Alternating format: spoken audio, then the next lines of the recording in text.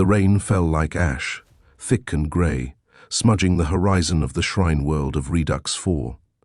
Once a haven for the faithful, a gleaming pillar of piety and pilgrimage, it had become little more than a rotting husk. The once proud cathedrals now stood hollow, their spires broken and blackened, their altars desecrated by decades of neglect and greed. The last vestiges of imperial grace had been drained, sucked dry by the ravenous bureaucracy of the administratum, leaving nothing but ruin behind. Father Orland stood at the ruined threshold of what had once been the Basilica of St. Alexis. He was old, even by the standards of his shattered world, his grey robe heavy with filth and wear. His hands, gnarled with age, clutched the tattered remains of a censer, the incense long burned out, its faint scent long replaced by the sour stench of decay. His eyes, sunken and dull, surveyed the scene before him, the broken statues of saints, now defaced with crude sigils and the smeared blood of the fallen. There was no glory left here, only the sound of fighting. A distant clash of metal rang out. The Arbites, those so-called enforcers of the Emperor's law, were engaged in another skirmish with the mobs, gangs of desperate souls who once sought solace in these hallowed halls, now turned into roving bands of violence and heresy. The faithful had long since abandoned their prayers to the God Emperor. Now they whispered to anyone who might listen, hoping for a miracle or perhaps a damned intervention from the dark gods themselves. Orland stepped forward, his feet dragging through the wet ruins. He could feel the weight of the world pressing down on him. The world had been bled dry, but he could not leave. He was a priest, a servant. His faith, though shaken, still held a flicker of light within him. But how long would that last? You should leave, Father. The voice came from the shadows, from beneath the broken archway where a figure stood, half hidden in the gloom. It was a woman, her face pale, smeared with soot, and her clothes were ragged. A cloth wrapped around her neck covered the runic tattoos that adorned her skin, the marks of a heretic, a cultist. But Orland didn't recoil, not anymore. Leave, Father. There's nothing left here for you. The woman continued, her voice low and steady. Orland turned to face her, his old eyes narrowing.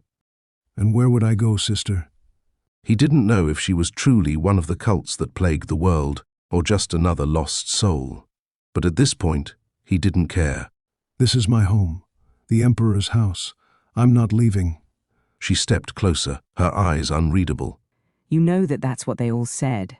The ecclesiarchy, the administratum. They took everything, Father, and now it's all gone. The pilgrims who used to come here, they're dead or gone, and the alms they sent never reached those who needed them most. You've seen it. We all have. The Emperor's light has dimmed, and no one knows how to make it burn bright again. Not here, not on Redux 4. Father Orland's heart sank. But we have to keep the faith. The faith?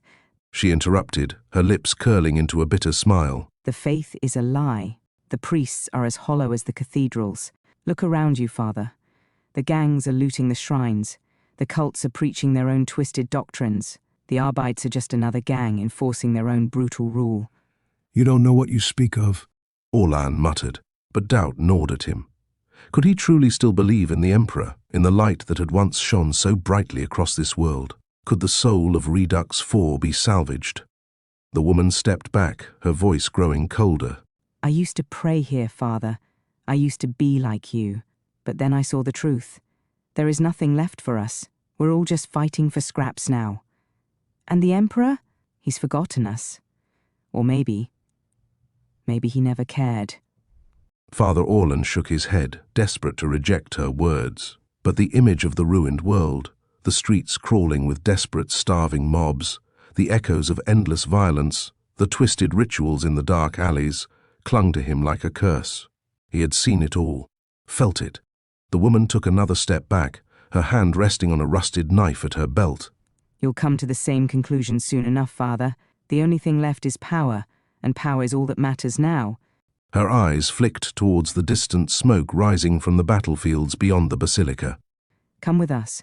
Join the fight. At least you'll die with purpose. Orland hesitated, his thoughts a whirlwind of grief and anger. Was this the end? Was there no hope left? A gunshot echoed across the ruined square. The woman stiffened, her fingers tightening on the knife. We all have our choices to make. She said quietly, before vanishing into the shadows, leaving Orland standing alone beneath the broken spires of St. Alexis. The last of the faithful, lost in the shadows of a dying world.